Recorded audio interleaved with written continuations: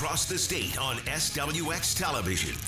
I like football! Now, the 2017 Radio Sports Broadcaster of the Year on the show with back-to-back Montana Broadcaster Association awards for sports coverage and award-winning sports journalism. Here is Ryan Tutel and Colter Nuanez.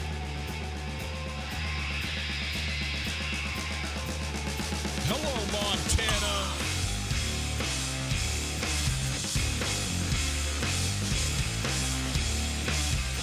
The biggest villains in sports history. A fire destroying 45,000 barrels of Jim Beam and various other things having to do with the 4th of July. It is Tutel and Nuanez on 102.9 ESPN Radio and across the state on SWX Montana Television. Outstanding to be with you here on 4th of July Eve, also known as the 3rd of July. Happy to have you on board. We are broadcasting live from the Kurtz Polaris studios. Kurtz Polaris is where they are celebrating right now their 30th birthday. That's right, 30 years they've been in business over there at Kurtz, and they are celebrating by giving you up to 30% off. That's right, 30% off MSRP on select parts and accessories with the purchase of any new Polaris off-road vehicle, Husqvarna or Beta dirt bike, or any Crest pontoon boat. Some restrictions apply. See Kurtz for details, but get to Kurtz Polaris in Missoula and Sealy all month for Kurtz 30-year anniversary. You want to find us on the World Wide Web? Do it. 1029ESPN.com. There you can listen to the stream. No matter where you are, you're out of market. Maybe it's just easier. Maybe you're still at work. Maybe you're one of like 11 people left and still, in your workplace right now. You can go ahead and listen on the stream. It's very, very simple. And it is brought to us by Opportunity Bank. Your local bank, your opportunity. If you want to call us, we can take that too. 329-1899, the phone number. 329-1899, the phone number. All guests join us via the Rangitsch Brothers RV phone line. You're going to need that phone number because, boys and girls, today, even though it's the last day of the week, is a Wing It Wednesday. So get yourself ready. We got some trivia questions for you coming up through the show here, and we'll get you some wings to the Desperado Sports Tavern, the best wings in the city of Missoula, according to the voting public in this part of the world. If you're watching, listening, and out of market, you can call in too, and next time you're through town, you can go sample the wares. Today, we got a bunch to talk about. Colter had a great question that he wanted to discuss is where have all the villains in sports gone? Good question. I have a feeling this is relating to his continued interest and perspective on the women's U.S. national team. But nonetheless, it is a good question because we've had a lot of them. And it seems like there's less of them now, or at least villains for different reasons. So we'll get into that stuff. As I said, Wing It Wednesday. We also are going to talk a little bit of Osprey today. The Osprey playing in their final home game of this home stand. It's fireworks night tonight. Going to be a big night at the park. Colter and I are going to go down there, take the family, get the kids involved, the whole deal. So we're going to have a nice night.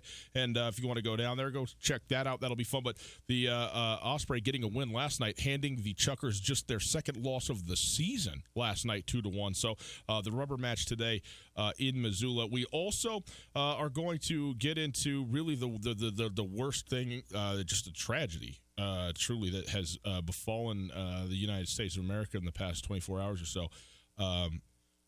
45,000 barrels of bourbon caught fire. I mean, this, on the day before the 4th of July, this seems bad. Like, this could derail the whole thing. I don't know if there's going to be a fireworks shot off in the whole country.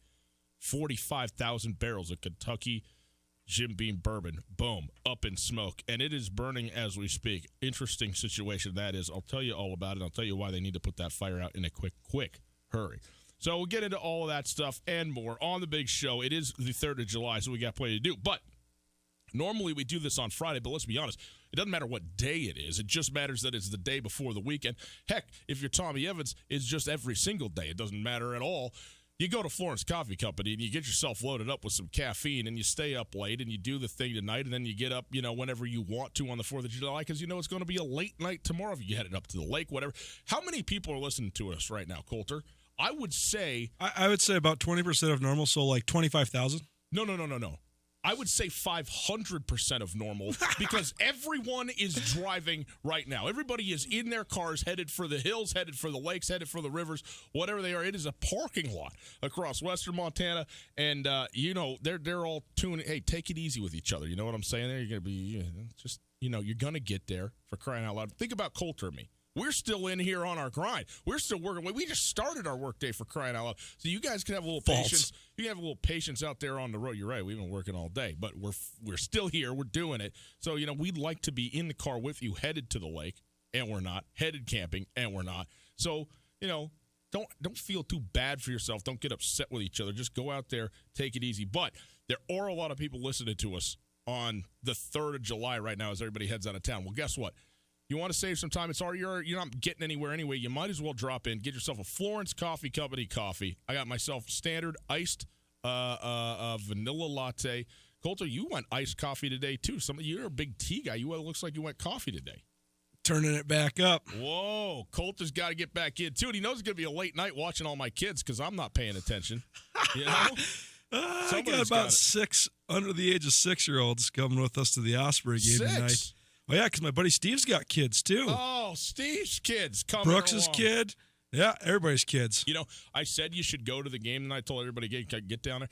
Maybe not. Maybe just don't go because it's going to be we're outnumbered tonight, my friend. Well, here's the thing. I'm going to test all your parenting skills, and I'm going to show you a little trick. Okay. It's called don't pay attention to them. Bud. They'll be just fine. Bud, of all of the people that you know that's a parent, who is more employed that strategy than me? You know this. It's true. That's why your daughter is 17 years old. And that's also why my wife I'm the source of all of her consternation. Where is your son? I don't hear anything, so it seems like it's okay.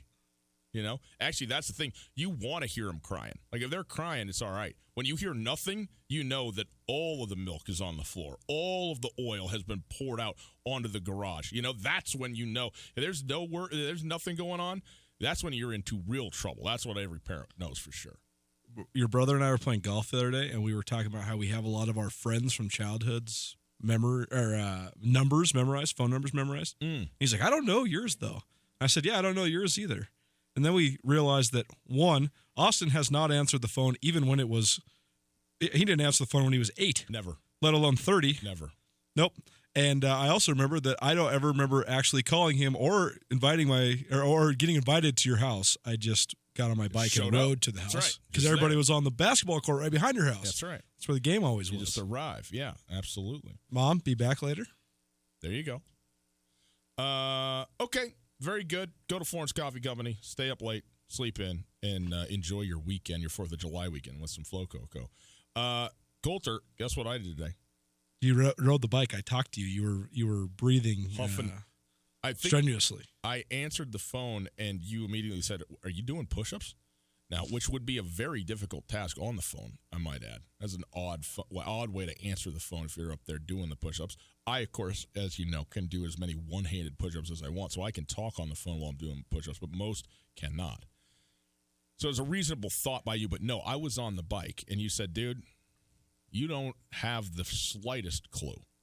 And I was like, wait, yeah, I do. I mean, can't you hear me breathing over here? And we're working up a sweat.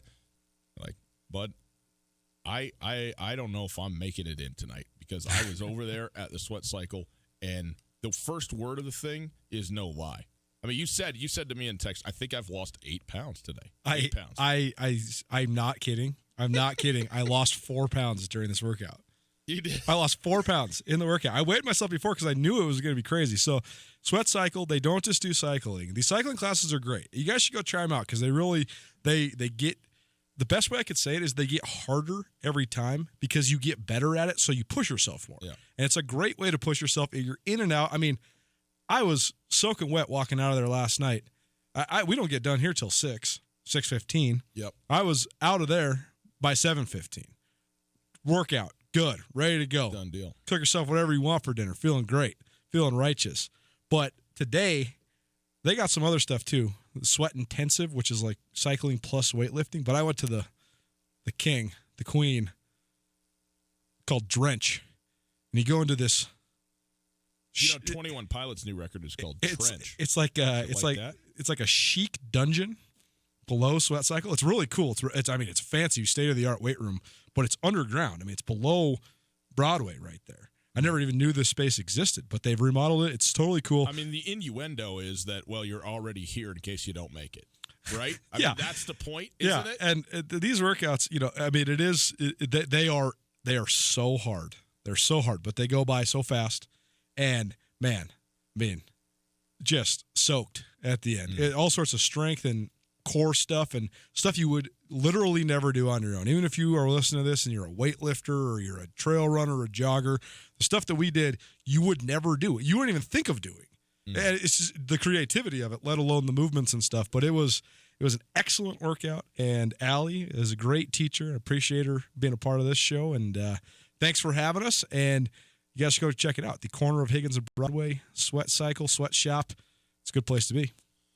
Coulter, you wanted to talk about villains today. Villains in sports. Who are some of the great ones, and why does it seem like there's not that many villains out there today? Two entry points for this. Okay, let's hear it. One, I was watching Dennis Rodman highlights yesterday, and Dennis Rodman, for my money, is the greatest villain in the history of the NBA. Dennis Rodman, I know he's a strange guy. He got as much publicity for his varying hairdos and his nose piercings and his girlfriends and boyfriends as anybody. But he also is questionably the best rebounder in the history of the league, and certainly the best. Questionable? Ben Wallace is the other one, Okay. right? I mean, Ben Wallace was Dennis Rodman without talking and 28-inch biceps. Yeah, but not for nearly as long. No, not for nearly as long. But, Not for nearly as long. But Rodman, I think, is unquestionably the greatest antagonist in league history. Yeah. I mean, if you were to ask Alonzo Mourning, David Robinson, Karl Malone, on down the line, Sean Kemp, Frank Burkowski, wherever you want to get to, Patrick Ewing, they would all say, yeah, I hate Dennis Rodman. Dennis Rodman's my least favorite player to play against. Let me ask you this, because you used the word that's exactly the one I was looking for, antagonist. Yeah. Is antagonist and villain synonymous? No, because I think that in certain sports there is not really an antagonist role. I mean, like baseball, you just have to be a different sort of personality to be a villain because you're not necessarily antagonizing anybody unless you're a bat flipper or whatever. I kind of think Bryce Harper is the closest thing to a villain right now in baseball. I would agree. Right, he's not an antagonist per se, but I would also. Dennis Rodman was certainly villainous in some ways, but I don't know. Like I would say that Bill Laimbeer and Rick Mahorn, the two bad boys enforcers, were as big of villains. If you're talking, because I always consider villains through the lens of the fan. Totally. And it's who does everybody all together? We all hate love this to guy. hate, love to hate him, right? And I don't think Rodman got that. He certainly got his share of hate, but I think there's a lot of people, and I would put myself in this camp, who loved Rodman while he was playing, loved him. Totally. The other entry point for this was I watched a 2-part documentary on HBO called "What's My Name" about Muhammad Ali, and it's produced by LeBron James, Maverick Carter. It's phenomenally done because it's not a documentary where they're showing highlights and they're breaking away 40 years later, having George Foreman talk about fighting Ali, having Joe Frazier talk about fighting Ali. That's not it. It's clips of him telling his own story, narrating his own story from the time he's an amateur boxer all the way through the time of his death. And it's so well done. It's chilling to really to watch him tell his own story because so much of it gets left out. And when you actually watch Ali, I mean, Ali at the beginning, when he's living in segregated Louisville, he's trying to become an Olympic boxer. He's a very polite, non-brash, very humble, very soft-spoken guy. But there's this moment in the first portion of this film where Muhammad Ali tells the story about the first time he went to Madison Square Garden and watched a professional wrestling match. And he saw Gorgeous George. Gorgeous George is the godfather of the heel. If you know anything about wrestling, I'm a huge pro wrestling guy because I think that pro wrestling it's the greatest like modern display of the dichotomy of good and evil. It's just people get on wrestling because it's choreographed and it's scripted. That's the point. It's like an acrobatic aerial play between bodybuilders. And Gorgeous George was the guy who created the heel, the guy who everyone loved to hate. And then throughout all of wrestling history, there's been so many great heels. Some of the great wrestlers of all time are the guys that everybody loved to hate. Oh, the heel wasn't a move? I thought it was No. a move. The heel's the character, The right? villain, okay. The guy who's relishing in the crowd booing him. Yeah. Bring it on. Ric Flair is the great example of this, Yes, right? He's okay. Gorgeous George 2.0. And there's been so many different guys like that. Brock Lesnar and Hunter Hearst Helmsley, Triple H, guys like that. And there's been guys that have gone between. I mean, Hulk Hogan was the greatest wrestling hero and then the greatest wrestling heel when he became Hollywood Hogan. But it's part of a shtick. Sure. But also those guys love to be hated, and it was such a fuel to their fire. And then when you start going through just pro sports in the 80s, there's guys like Lawrence Taylor. Lawrence Taylor doesn't care what you think of him. Lawrence Taylor's just trying to be the baddest dude on the block. Yeah. Brian Bosworth, great villain. Yeah. Right? In the 90s, you have kind of the forefront of the smack-talking receivers, guys like Keyshawn Johnson, Terrell Owens, Randy Moss to a certain extent, Chad Johnson certainly. Guys that any attention's good attention. Any publicity is good publicity. I'm going to say whatever I want. If you're thinking about me, I'm winning, even if you're thinking about me because you hate me. Mm-hmm. Now, all the guys I was thinking of off the top of my head that are villains, people hate them because they're criminals. And it's not as if they have a persona where they're embracing this.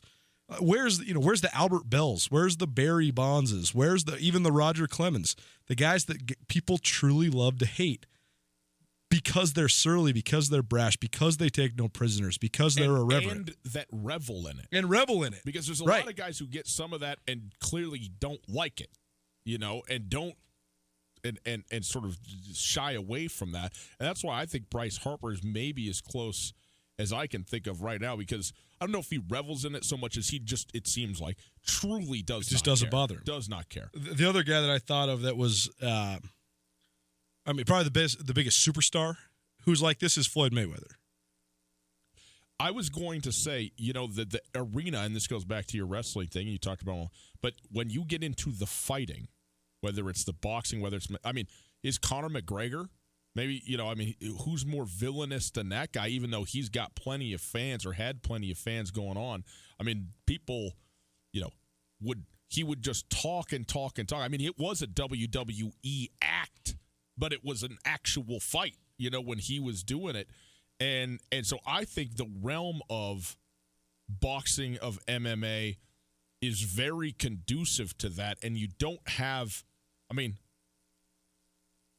it's fighting, for crying out loud. You know what I mean? There's a certain element of whether it's anger, fury, aggression, and that is not just relegated to the octagon or the square, depending on what your sport is. And so I think you get a lot of these guys who get out and say whatever they want, whenever they want, and don't care, and even revel. And I think McGregor's recently the best example of that. There used to be so many coaches that were like this too, right? Bobby Knight, Jerry Tarkanian. Me or you, me against the world. You're with me or you're against me. That's it. And there's some coaches that sort of toe the line. I don't think Nick Saban is that beloved in the coaching profession, but he's nowhere near the villain that Bobby Knight was. How about Mike Leach? The difference is he doesn't say stuff that's so. Yeah, but Mike Leach is like the most beloved person in college But that's football. my thing, though. But here's the thing. You know what I think? I think everybody's so cautious, especially coaches, about everything that they say that's said about them, that everything's got to be, tailor-made to whatever the thing is and so forth. And then when a guy goes out and says, hey, I'm going to start teaching a class about pirates and football and war theory and football. Hey, guys, what do you think about me with the, Mickey Mouse? I don't know. Whatever Leach is up to, walking at home at 4 a.m. with the goth kids along the side of the street as he tells the story. People are like, oh, well, that's nice to know that some crazy person is out there just letting themselves say whatever they want and doing whatever they want and not really worrying about it. You know who's probably actually the greatest example in our little world of the greatest villain? Bobby Houck. Bobby Houck takes no prisoners. You're with him or you're against him. He has never cared what the rest of the league thinks about him. He is the ultimate villain for the Cat-Grizz rivalry. You can find all sorts of Bobcat fans that'll say all sorts of good stuff about Don Reed and Mick Dennehy and Joe Glenn. Not Bobby Houck. So, because of the antagonist that he is, and I think it's so great. I love it. As a matter of persona and antagonism, you are right about this. There's no question. But he also He's got it. I mean, he does interviews with us, and we'll Oh, talk yeah. and do the whole thing. But he is anything but the. He's not. His way is very, very subtle. It's more his demeanor and his smirkiness about it, particularly about the rivalry, that is the antagonistic bit. He's the antithesis of the WWE, walk out there and start, shooting off fireworks and stuff like this. For And now. certainly, well, For now. I mean, I don't quote me on the year of the game, but it was one of the Cat Grizz games in the latter part of Houck's first tenure. And during his post-game sideline interview, he said, "Gosh dang it, I wish we had another quarter so we could keep whooping their bleep." Yeah. Like, let's go.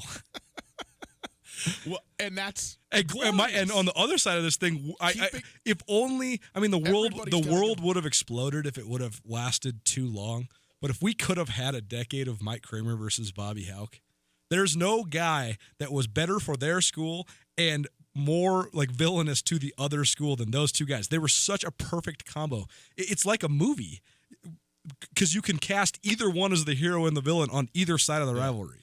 Well, if Jeff Choate is around for another 7-8 years, which I have no reason to think that he won't be if he wants to be, and the same thing likely for Bobby Houck, could get rolling pretty good. Yeah, Choate's so analytical and articulate about things, though. Like he does take sly jabs from time to time, but mostly it's just the history of football in a 20-minute press conference, no matter who they're playing. Right? Like last year, he talked for 10 minutes about how much he loved Dalton Snead. That's it. It was a 10-minute analysis of all the good stuff that Dalton Snead done. He broke down like 17 good plays of Dalton Snead's. Right? Kramer is the master of the English language. Honestly, Kramer. I mean, every story I've written about the history of the Big Sky Conference the last 10 years, I call Mike Kramer because he's going to give you like a social studies quality lecture about it. I mean,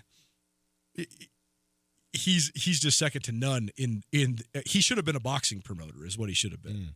And young Bobby Houck was so good at that kind of stuff too. Just the little things like calling him Bozeman State, never calling them the Cats. Never calling Montana State, staying in Livingston when you go to Bozeman, just the little things. It's this classic. So we'll see if it gets ramped back up. But I also think, this day and age, there's a lot that goes into why this doesn't exist anymore. Because, if you do say something outrageous or you do say something inflammatory, it used to be that it'll appear in the paper the next day. And it'll take a day or two or three to get to the party that it's trying to inflame. Whereas now, say either of these head coaches from Montana State said something inflammatory during the Cat-Grizz pregame press conference. Boom, it's on Twitter in 17 seconds. Within an hour, it's got 150 retweets, and now everybody's calling everybody and blah, blah, blah. So I think that just the firestorm that exists now has dissipated some of this. But I think that you had a good point, too. So go ahead and make your point why you think that the concept of villains has dissipated. Well, I think it's because so much. I mean, not everything is about social media, but a lot of things are. And people want to be liked more. Actually, I don't think that's true. I think everybody always wants to be liked ultimately, right? Everybody. But there are. I think the most successful people don't care as much. I disagree. To be liked by everybody. I think everybody wants to be liked by the people that they care about. Exactly. I think the most successful people know how to make their circle, and they say, these are the people I care what thinks of me. Other than that, I don't care. Bingo.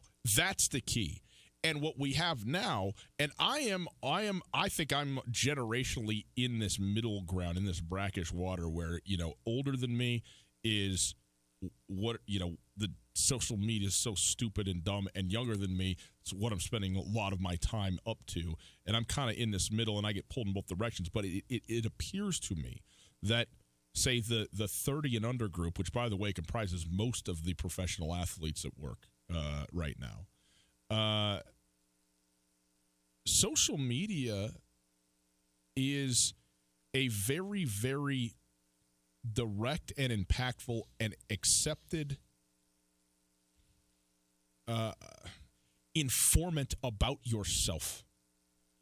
And they can't or don't just go, no, that stuff doesn't bother me. I don't pay attention to it, whatever, because they're engaged in it. What we've opened up is a global conversation, and there can be up for, from dozens to millions and millions and hundreds of millions of people involved and focused on the same things, talking about the same things. And if that turns out to be an individual who is also engaging with and going back out there and taking for themselves directly the things that are said about them, good and bad, usually bad when it's in the form of the internet, then that stuff becomes impactful. And it's not so easy as just going, well, just don't listen to it, just don't look at it. I mean, you are expected, in fact, in most of these professionals' cases, you are required contractually with your sponsors and so forth to be on Twitter, to be on Instagram, whatever it might be, and putting stuff out there. Now, do you have to get down into the comment section of it? Well, probably you don't. But nonetheless, it is there and it's very real. And its orientation to these people is very different than what it is for, say, 35, 40 years and up. Have you ever seen Good Night and Good Luck, the movie? No, I haven't. I know the movie. I have not seen it. It's very good. Very well done. Watched it last night. You should watch it. It's only an hour and a half, so it's a good... Perfect. Take me 7 days. It's a good little pre-bedtime, Yeah. But it's about Edward Murrow in the 1950s and his sort of holding accountable Joseph McCarthy during the Red Scare when Joseph McCarthy was on a witch hunt to find communists in America, which at first seemed like a great thing and then turned into a huge violation of constitutional rights in a lot of different forms. But after each broadcast, the CBS Evening News, Edward Murrow and his team, they go and they drink scotch. And then they send one of the gals out to get the early edition of the New York Times and the New York Post so that they can read what has been written about them. And that intimacy of the columnist and the news reporter, I think, is like the first advent of social media. Because when you hearken back to the megastars that were in baseball in the 40s and 50s and 60s, there was no Twitter or Facebook or anything, and people still knew everything about Joe DiMaggio's romantic life, his social life, who he was hanging out with. People knew that Ted Williams was a surly dude, that he was not necessarily, that warm and fuzzy, that embracing of a superstar. People knew that Mickey Mantle was living it hard, riding on the edge, living in the fast lane, because the court of public opinion has always existed. And I think people understand what the court of public opinion thinks about you. But for whatever reason, when people are directly attacking you on Twitter through their own, even if they're just a little egghead with a fake name, that seems to strike to the core, to the heart of people way more than just knowing that the court of public opinion. If you're Mickey Mantle and you're like, well, everybody thinks I'm a drunk, well, I don't care. Whereas Kevin Durant can't handle a little egghead going at him on Twitter, so he's got to respond to every single thing. But I do think that there's a level of when it's a one-person-to-one-person interaction, the intimacy somehow turns people up a lot more just in terms of the way that it makes them feel. I don't know why that is. I think you're right about that, but I also think, here's what I think. If you would have gone up to Babe Ruth and said to him, you're a lousy drunk, or whatever it is, probably would have lit a fire under Babe Ruth. Probably just would have punched you. Probably would have punched you, right? But now you don't have to do that. You can become an egg-headed, Right. It's the cowardness of it. 78327, and you're still a person over there saying it. Of course, that's not always the case, obviously. The bots and so forth. But, sure. And so it's the anonymity of it, but you still, now instead of, how many times would someone confront one of these guys going back into the 30s and 40s directly? A handful. It would happen, but it was, right. Now it happens millions of times every single day. It is different because it is, it's still not the same at all as actually two people in a room together.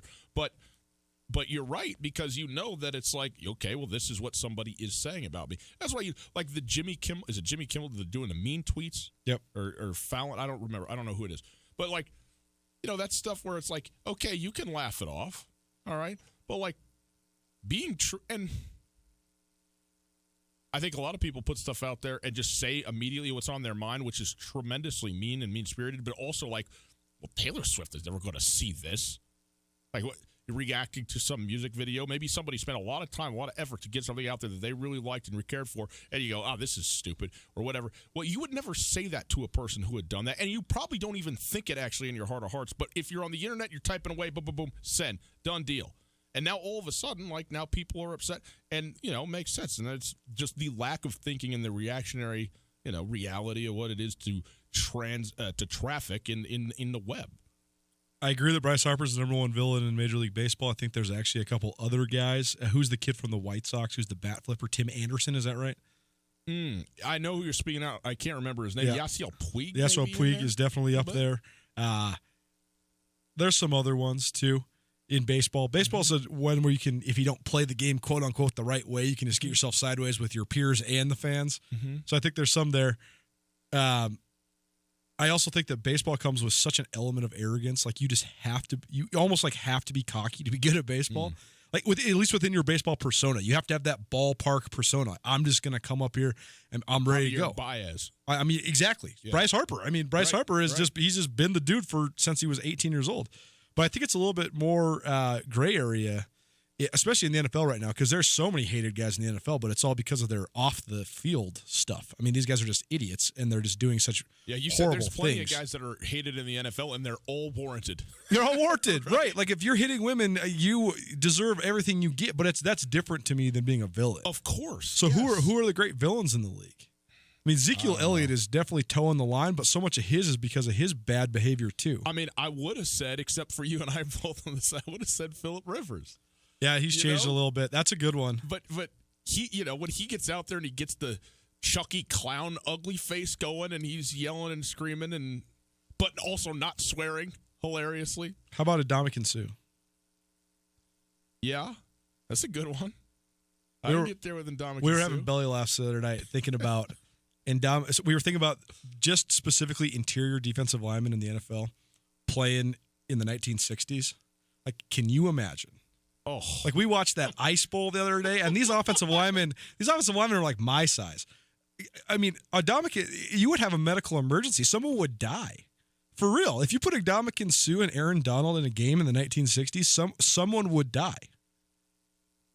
The Washington Redskins, Hogs. You know the Hogs? Oh, yeah. I'm going to see if I can find this for us real quick. I don't know if I'll be able to get to it. I think that the biggest one, this is the was like 275. meanest offensive lineman in football. Yeah, 272. John Jansen. By the biggest. I mean, John Jansen's first ballot Hall of Famer. He's 6'4", 275-pound offensive tackle. Right. And then the rest, I mean, then there's guys, maybe 250. Yeah. Yeah, so here's a good one. Is going to have himself a day in 1968. Yeah. All the plays. It'd be like the first play of the Super Bowl over and over and over again. No, dude. Okay, if people don't do yourself a favor, boys and girls, if you have not logged what happened in the first play of the Super Bowl, this most recent Super Bowl, just go watch it. Talk about the Bill Belichick sacrificial lamb of his fullback, just taking 2 weeks of bound up, just gross anticipation from Ndamukong Suh to play in a Super Bowl and unloads it in one shot. And unbelievable. This is a whole different segment. We could do this later on. But I do think there's athletes from every generation that could compete in different generations. Like some of the best guys. I think Jim Brown. Most notably baseball. But I think a guy like Jim Brown could still gain yards in the NFL. Guys, Eric Dickerson, O.J. Simpson, these guys, they could get it done. And there's some other players, offensively, defensively, a lot of positions. But by and large, the game has accelerated so much where if you took the best of the best Montana and Montana State defensive linemen from this year and put them in a game in 1962 in the NFL, they would be more than just fine. They would dominate. They would dominate. I mean, Jesse Sims would kill people, and he's like a solid Big Sky Conference player. Bryce Sterk, there's nobody like Bryce Sterk playing in the NFL. Yeah, I mean, first of all, and you're talking physically, and you're right about that, but also just they've played more hours of football now at Montana State through their life than any Hall of Famer prior to 1970. And conversely, the most interesting part would be the mentality part, because I don't know if there's anybody walking the earth right now that are as tough as guys like Jack Lambert and Ray Nitschke and Joe Green. I mean, these guys are so tough that they would just outlast you. Another good one. This is text from my brother. Honestly, possibly the greatest villain in the NFL is your boy, Aaron Rodgers. A lot of people hate. And Aaron Rodgers has the irreverent attitude where he doesn't care. Yeah. Who's the greatest villain in the NBA right now? The NBA. I don't know. All these guys are so polarizing, right? I mean, you think they are all the greatest. Durant, I don't know Westbrook maybe, but not really. These guys are all the greatest example of exactly what you said, though. Everybody wants to be liked, and these guys all have brands, so it's actually essential for them to be liked. And I mean, there is so many dudes who people hate just because they're good. I mean, people hate guys like LeBron just because they're good. Totally. Westbrook, Durant, they're all polarizing. Harden. The last thing I'll say about this, because I know we got to go, but when LeBron went to Miami and the way that he went to it, he became a villain. I mean, he was already, the best player, maybe Kobe, but, in 1-2, whatever. And he's up there in Cleveland, and I think that, he was beloved in Cleveland. I think people were impressed with him, but I think some people resented the fact that, okay, this kid came out of high school and he's so good and so on and so forth. And then, I don't know, LeBron has done a ton. LeBron doesn't have the biggest personality in the world. I mean, he's not Charles Barkley, not even close. He's worked his way into being, I think, a lot more outgoing, but that's not who he is. You got to watch The Shop, man. I know. It makes you realize that it's all tactful. But when he went to Miami, the way that he did it in the announcement and all that, he was 100% villain, straight villain. Unintentional, but that's what he became. And he hated every second of it because it's not who he is. And this wasn't about, I care about social media or whatever. It's just about, who are you? Some guys would walk into the gym and the signs would come and they'd start bringing, waving the crowd on, fanning. Just like the heels, baby. And LeBron never shrunk from it. He always used that to dominate, I think, among other things. But also, never really, that's not who he wanted to be. It's not who he is. And so, maybe partly because it was unintentional and because it was so immediate as well, the backlash of all of that. But he has since worked his way all the way out of that as far as I'm concerned, and is now much more liked than he is disliked. And I think he is certainly respected by everybody. And that's, I think, to me, when I think about Michael Jordan, people loved Michael Jordan. When I think about LeBron, there's certainly people who love LeBron. I think people respect LeBron James. Yep. And so that is, I don't know, my 2 cents on it. But he's a guy who I thought, if he wanted, he could have been the ultimate villain as the greatest, one of the greatest players of all time. But it's just that it wasn't for him. And it's not what he wanted to be. And so he's gone through a long process of undoing all of that.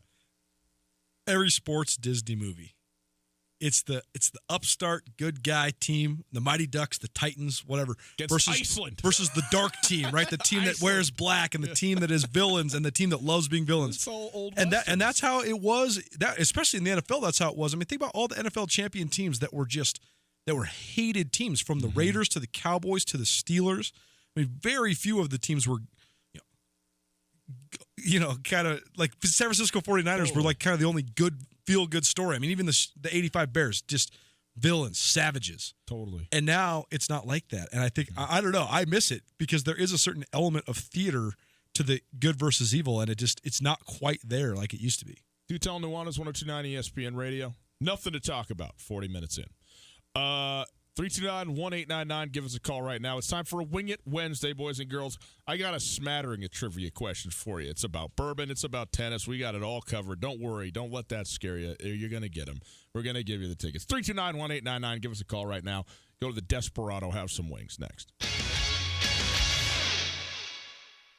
Canyon River Golf Club is a must for any golfer in western Montana. Tucked away in a spectacular setting along the Clark Fork River in East Missoula, Canyon River offers one of Montana's best championship golf experiences. And Canyon River is happy to announce their new fleet of golf carts, which include the Shark Experience, an interactive GPS giving dynamic distances and touchscreen interaction to help you play your best. Plus, with Bluetooth, radio, and surround sound, you can enjoy yourself between holes too. Book online at CanyonRiverGolfClub.com. Missoula's best golf, Canyon River. No matter how far you may go, there's always one just down the road. Town Pump, ooh, pump it up, pump it up. Summer is more fun with a cold beverage at your side. Stop into Town Pump and pick up refreshing Pepsi and Coke products, 12 packs for only $4.99. Complete your picnic with Calypso Lemonade, 2 for $3.33. Well stocked and ready for you. Town Pump. Town Pump, right down the road. Pump it up, oh yeah. This is Mike Nugent with Berkshire Hathaway Home Services. Berkshire Hathaway provides Western Montana with full-time real estate professionals for you whenever you need us. Our reputation as the state's most knowledgeable and available real estate group has helped build unmatched trust in the Garden City and statewide. If you have been thinking of making a real estate move in the short or long term, give me a call. No pressure, no expectations. Just professional opinions and service at whatever pace you are comfortable with. Give me, Mike Nugent, a call today, 531-1802. And remember, every question is good to ask. Hey there, Colter Nuanez from Tutel Nuanez 1029 ESPN Missoula, here with Tom from Aspen Sound. Tom got me a great deal on an automatic car starter this winter. Now it's summer. What sort of stuff you guys got going on down there, Tom? Well, Colter, coming into the summertime, we're picking up on the window tinting front. So if you need your windows tinted, give us a call. We'll get you scheduled up. Boats and ATVs are starting to come in full swing, and we're also starting to see the hot rods come out to play. Anything audio related, let us know. We'll get you taken care of. Feel the music at Aspen Sound. Hey everybody, Ryan Tutel, and I'm here with Josh of the Advocates Injury Law Firm. Josh, there's a lot of lawyers in this area. What makes you different? At the Advocates, we primarily focus on injury cases. That gives us the experience and the knowledge to correctly evaluate your case and work with insurance companies and other attorneys so you get exactly what you deserve to make you whole again. We take really good care of our clients, and we're going to fight for every single dollar you deserve. Call 640-4444 or online at montanaadvocates.com. There are a lot of lawyers. You deserve an advocate. Most of my family, they never graduated high school, so I'm trying to break that barrier. My daughter, Brooklyn, was also a motivation for me to go back to school. Every day after work, went straight to school, and it paid off. At age 26, Kareem finished his high school diploma. I could not have done it alone. I see the future is really bright for me. No one gets a diploma alone. If you're thinking of finishing your high school diploma, you have help. Find free adult education classes near you at finishyourdiploma.org. Brought to you by the Dollar General Literacy Foundation and the Ad Council. ESPN Missoula Sports Center. Good afternoon, Ryan Tutel, Colton Nuanez, 1029 ESPN Sports Center. Playing against one of the hottest teams in baseball, the Missoula Osprey pulled out a 2-1 win over Idaho Falls last night in a game that finished less than an hour before a fierce thunder and lightning storm hit the Garden City. Cesar Garcia, Livio Perguero scored Missoula's 2 runs. They hand the Chuckers just their second loss of the season. Nick Machis pitched 3 innings in relief to pick up his team-high second win of the season, helping the O's move to 8-9 so far this campaign. Idaho Falls entered the game winners of 13 of 14 games so far this season, giving them a healthy lead in the Pioneer League standings. The Osprey wrap up their 3-game homestand tonight against Idaho Falls. First pitch, scheduled at 6:35, could be heard right here, 1029 ESPN Missoula. The Big Sky Conference announced Tuesday the channel lineup on Pluto TV will be changing for the upcoming 2019-2020 season. Due to the growth of Pluto TV, all Big Sky channels will move from the 200-channel block to the 500 block. The Big Sky's 2 main channels will be 530 and 531. Montana will be on 537, and Montana State on 538. And finally, former Montana State standout forward Keldon Blevins will participate in the NBA Summer League with the Portland Trailblazers. Blevins is the cousin of Damian Lillard, who just signed a max contract with the Blazers that totals $258 million. Blevins was MSU's 3rd leading scorer last season. They always say congratulations. Work so hard, forgot how to vacation. You want to answer some questions, do some trivia? Had the dedication. Go to people hating, say we changing, look, we made it. Yeah, we made it. Just give us a call, 329-1899. 329-1899, the phone number. Do some Wing It Wednesday right now. We are broadcasting live from the Kurtz Polaris studios. July is Kurtz Polaris' 30th birthday, really, 30 years. And they are celebrating this month by offering up to 30% off. That's right, 30% off MSRP on select parts and accessories with the purchase of any new Polaris off-road vehicle, Husqvarna or Beta dirt bike, and any Crest pontoon boat. Some restrictions apply. See Kurtz for details. Get to Kurtz in Missoula or Sealy all month for Kurt's 30-year anniversary sale. Coulter, I've got them here. The Hogs. Show me. They were, as this article puts it, by Ed Boucher of the Pittsburgh Post-Gazette. Mm-hmm. Russ Grimm remembers when he was a really big man, even for a football player. He was 6'3", 290. He says, when I first came into the league, we were considered huge. He said the Hogs, the fierce Redskins offensive line, were immense. One, Jacob Jacoby, even weighed 300 pounds. So that's pretty good. I thought 270 was the high on that. Jacoby was 300, just. Grimm, 290. Mark May, 290. 295. Joe Bostic, 265. And George Stark, 270. So there you go. The biggest, baddest offensive line. And that's what? 80s, right? Yeah. Late 80s. Late early 80s. So 25, 30 years ago. Here's the thing. Those guys sort of set the groundwork, the foundation for then this glut of super heavy players. And there was probably actually more 300-pound guys in the NFL in the 90s and early 2000s than there are now. We've actually seen a regression in the size. In the weight. In the mass, right. Yeah. Right. Because now, it used to be, like the Hogs are pretty girthy and big dudes. And then we had such a collection of just fat guys. I mean, look at the Dallas Cowboys offensive line. Nate Newton and Larry Allen are two of the greatest offensive linemen in pro football history. There's no question. And they're two of the strongest guys ever. Those dudes are just fat, though. I mean, they can bench 700 pounds each. But so they're not just fat. Well, they're not just fat. But prodigious strength. Larry Allen's the strongest player in NFL history. Yes. There's no doubt. But he also weighed 360 pounds. He's not in elite physical condition. Now you look at guys. Now guys look like Max Unger, who played center for the Seahawks. I mean, he's 295, 300 pounds. He's not fat. Well, the absolute David Bakhtiari, best example of all of this, Aaron Donald.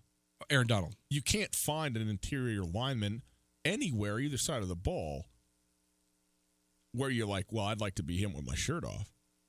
I mean, I covered this. I was a reporter and covered the Seattle Seahawks in 2004, I think it was, and went into the Seattle Seahawks locker room, and I was sitting here looking at the offensive lineman. I'm like, I'm glad I'm me. Like, yeah, you're strong. Right. But, like, I got it. That's where all this great confidence comes from, Coulter. I'm like, I'm way better looking than most of these Seahawks here, And now you go in and you go, whoa, Aaron Donald? How? How's that possible? I mean, even in his uniform, you can see Aaron Donald under the pads ripped up. It's insane. So, I don't know. And like the offensive linemen, I mean, like Teron Smith, David Bakhtiari, yeah. Trent Williams, these guys are not fat. They're dancing bears, dude. Yeah. You're absolutely right. They're just giant athletes. And that's the thing that's changed so much. I mean, it used to be that you had to put on a certain amount of bad weight to get to 300 pounds. But now, I mean, Ndamukong Suh doesn't have bad weight. Well, what would happen when you used to retire as, back in the day? Plus 50, minus 50. It's the rule. But it was plus 50. Most now, of the time. If you're a lineman, you retire, and people go, are you okay? Like Joe Thomas is sitting there. He looks like, he's a big guy. But he just looks like a dude, right? He's just a guy with big arms and a shirt. Like, there's not much. But it has nothing to do with what 340 or whatever it is. Totally. And so that's what you got to do, I guess, to play football. That's what they're getting on Gronk for right now. I supposedly lost a lot of weight.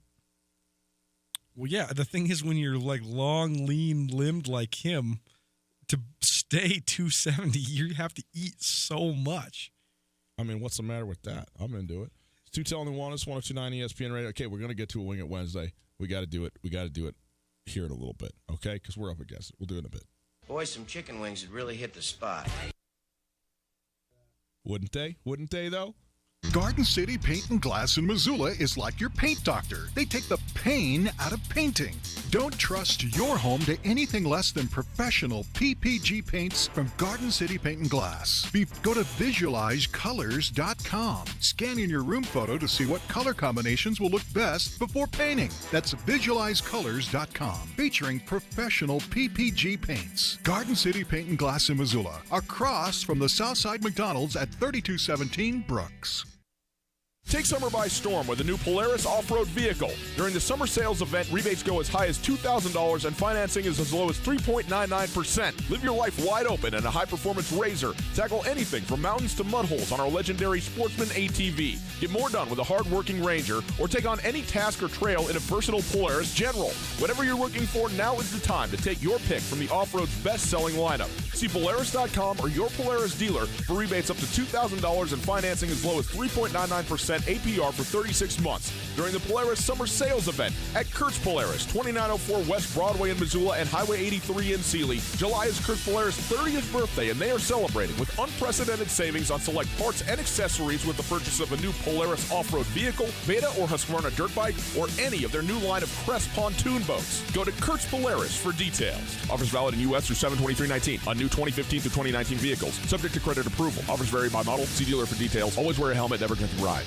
Now, the Montana Club's happy hour features BOGO beverages. Our expertly mixed cocktails, microbrews, domestics, and wine are buy one, get one free 7 days a week from 3 to 5:30. Stop in on Friday for Montini night. Sip on a top shelf martini for only $6, 5:30 to close. When you've worked hard all day and are ready to relax, the Montana Club has got you covered with BOGO happy hour 7 days a week, 3 to 5:30 on Brooks and North Reserve, Missoula. You've chosen the caterer, addressed the invitations, and picked out a cake. But have you decided where to bank? Farmers State Bank offers just what you need as you start your new life together. Checking and savings accounts, electronic banking options, the latest tech, even locally approved mortgages. And with 9 Western Montana locations, there's a Farmers State Bank where you live, work, and play. Congratulations from all of us at Farmers State Bank, an equal housing lender and member FDIC. Still emerging from your winter hibernation and need to get your bearings straight? Cruise on down to Port of Missoula for all your spring and summer needs. Come check out their men's and women's streetwear, sunglasses, and shoes from brands like Vans, Adidas, Thrasher, Volcom, and the original Port of Missoula brand. They also have all your skating needs covered, from tune-ups to fresh-made custom boards. Port of Missoula, Missoula's original board shop since 1989, on the Hip Strip, 618 South Higgins. If it matters to Missoula, it matters to us. Ryan Tutel and Colter Nuanez on 102.9 ESPN Radio.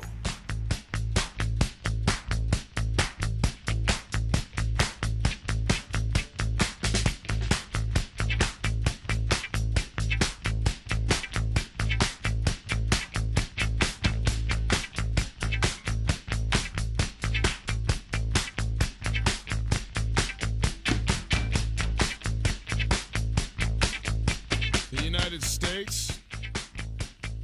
It's in the World Cup Championship, the Women's World Cup. They are playing the Netherlands, who defeated Sweden 1-0. What do you think about that Dutch orange, Colter? Are you into that orange? I think it's great. Okay. Are you not into it? I mean, I have no affinity for colors. I'm colorblind. Yeah, that's the reason I said okay like that. It had nothing to do with me. It had to do with you just getting on and saying whatever came to your mind first, which was, that's great, even though you have no relationship to color whatsoever. And right. So you just came on here and you just spouted that. Well, I can see orange, so I do have an affinity for that color. Because it's one I can always tell and one I never wear. We are broadcasting live from the Kurtz Polaris studios. July is Kurtz Polaris' 30th birthday. That's right, 30 years.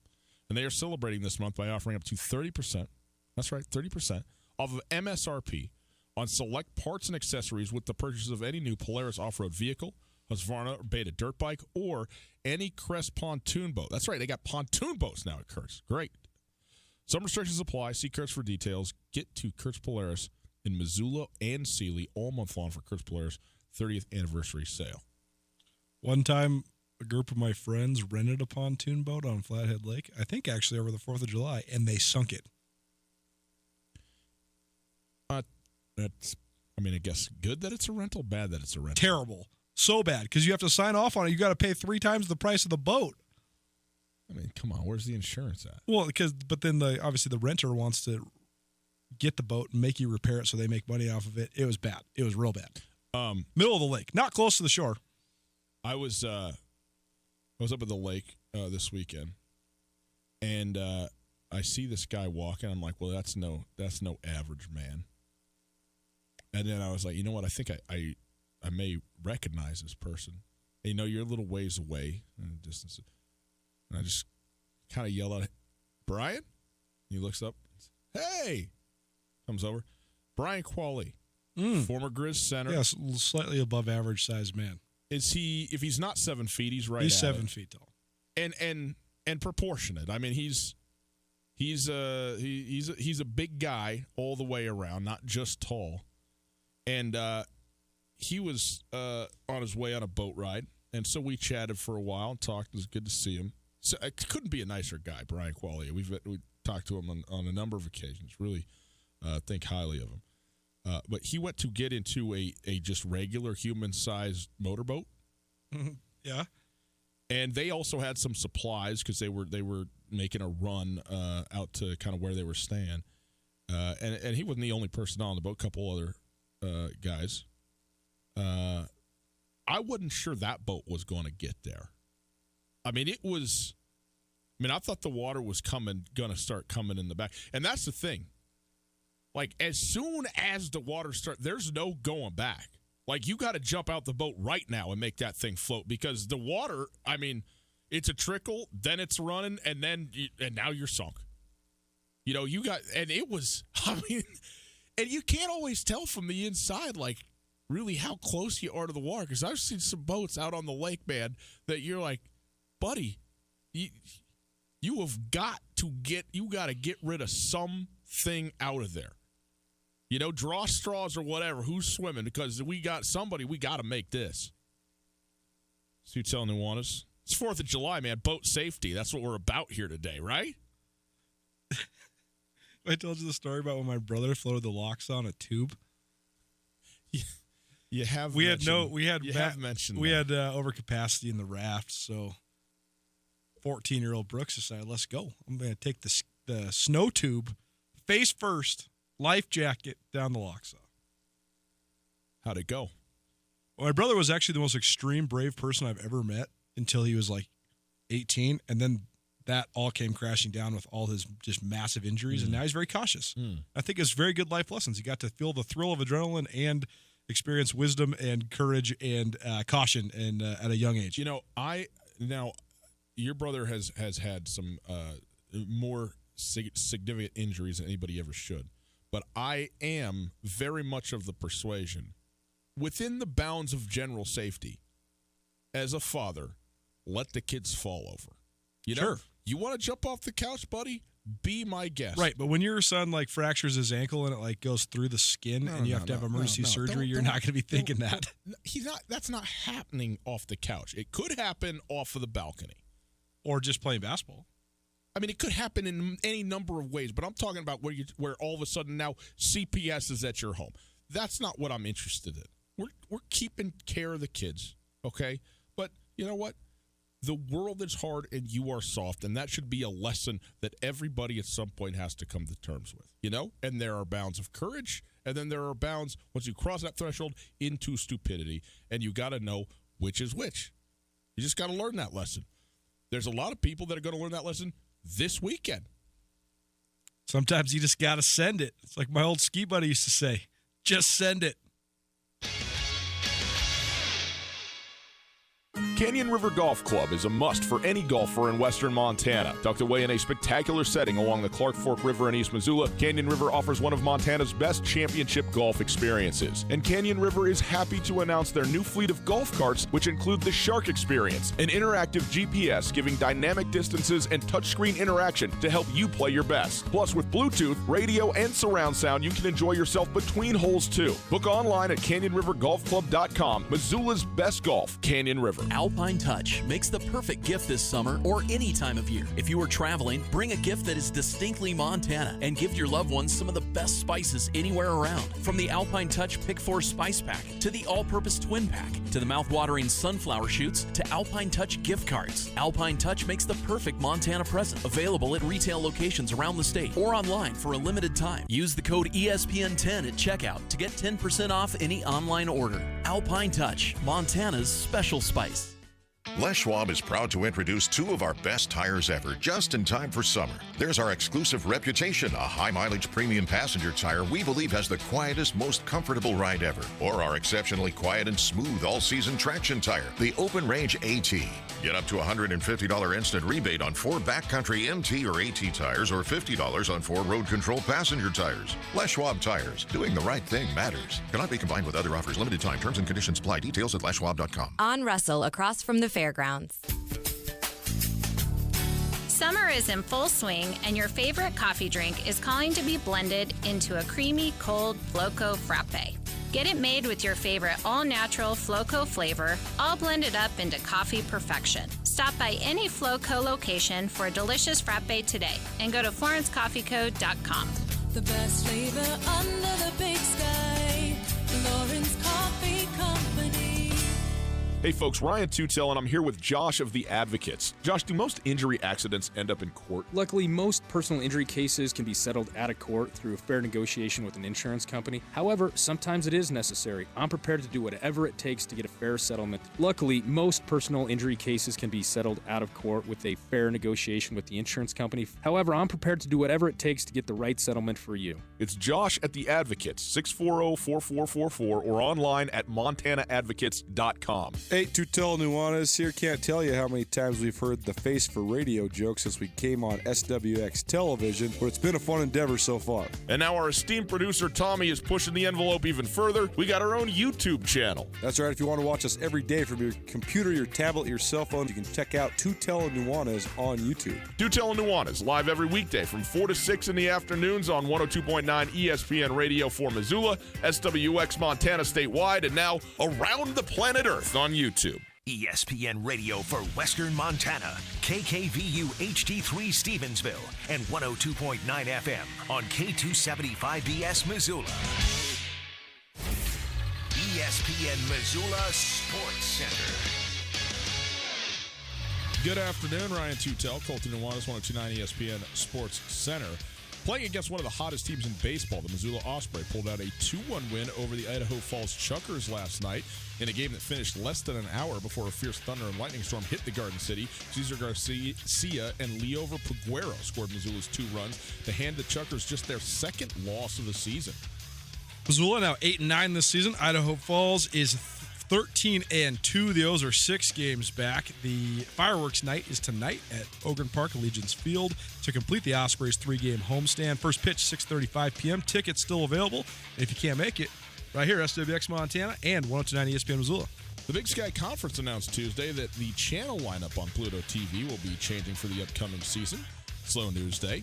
Due to growth at the Pluto TV platform, all Big Sky channels will be moving from the 200-channel block to the 500-channel block. The Big Sky's 2 main channels will be viewable on 530 and 531, while Montana will be available at 537 and MSU at 538. That's actually huge news because this is like the biggest talking point in the entire Big Sky. Is Pluto TV good? You know, Pluto TV is good. I don't know if the production of Pluto TV is as good at More times. on that in about 20 seconds.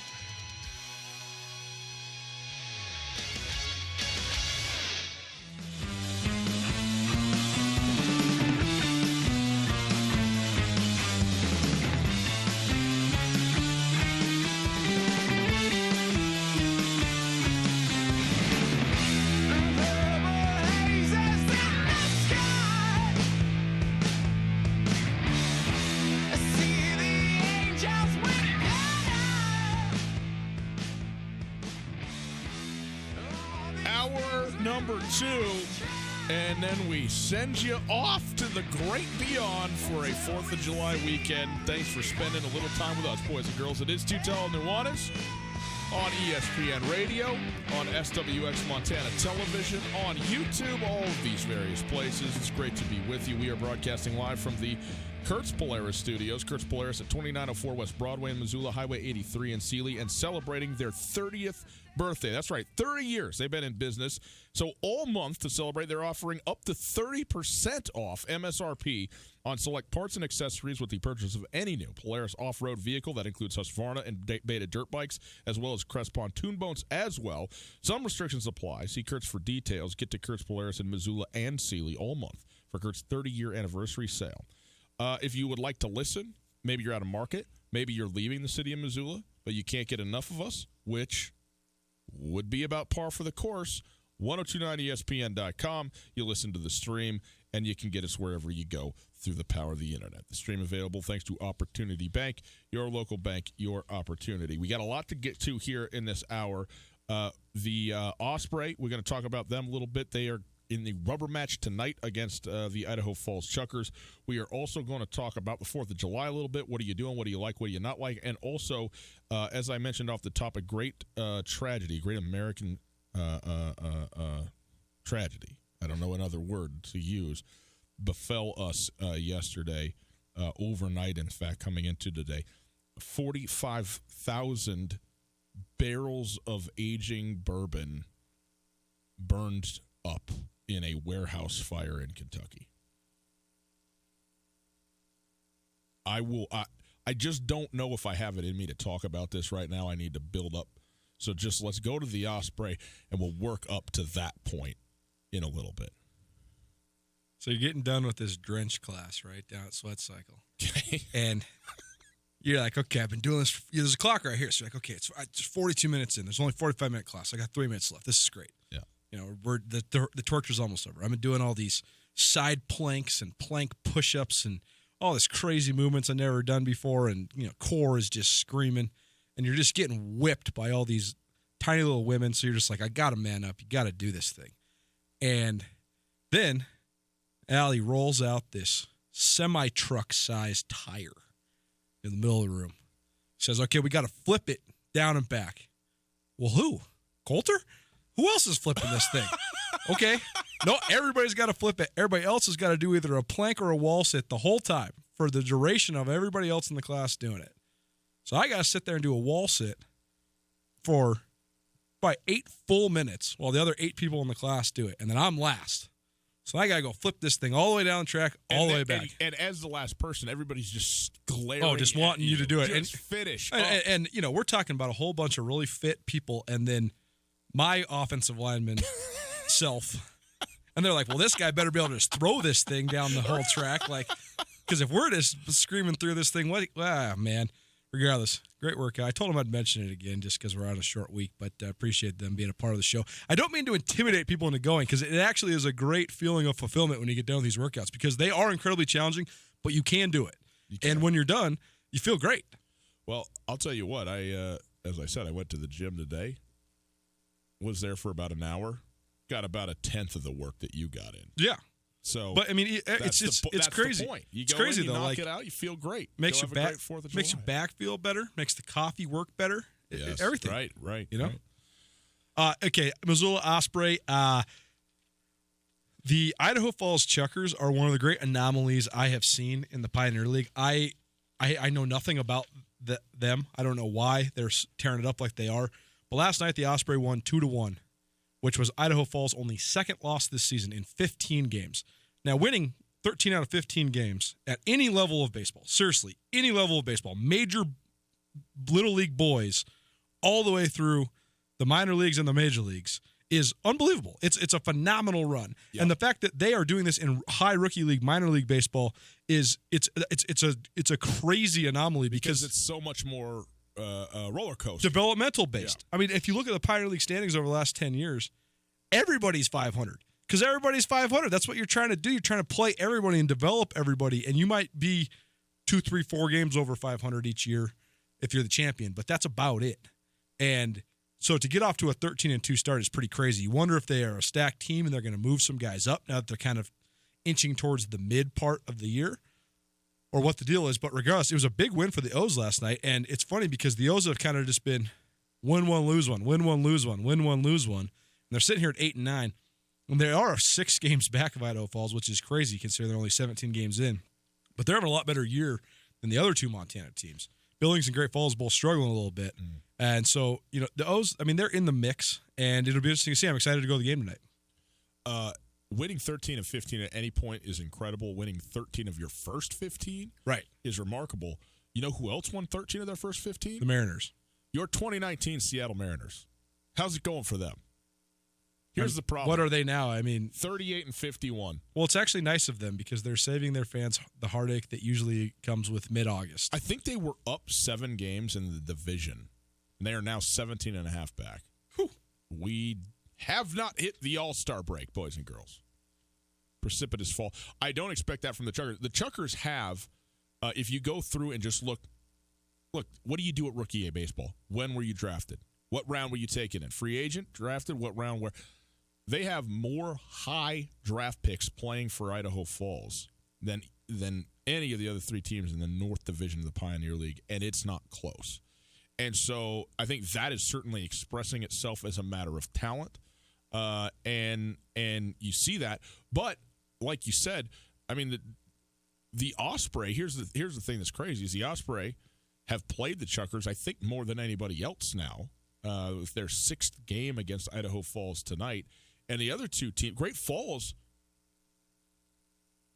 I don't believe they've played Idaho Falls yet. And if they have, that's only been 3 games. So Great Falls is the other team that's sort of been, with Billings is way back. They've won 2 or 3 games on the season. But Great Falls has been there, at 500. But if you say, well, Idaho Falls is, the hands-down best team in the Pioneer League North, and one team's played them 6 times and the other team hadn't seen them yet, let's wait till the dust settles and what the records will be, and you would anticipate that Missoula, would start to work their way into a clear second-place spot. But, again, when they played Great Falls, the head-to-head, which is really what matters, both of those series went to a third and decisive rubber match game, which, by the way, for what it's worth, is what's happening tonight in Missoula.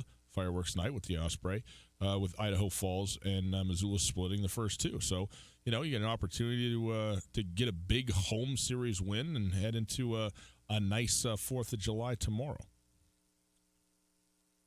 Osprey had a pretty horrific hitting slump across the team to start the year. I think they were only hitting 195 for the first 8 or 10 games of the season, and then they had that big 17-hit game before they had their first off day, and the offense has been better since then.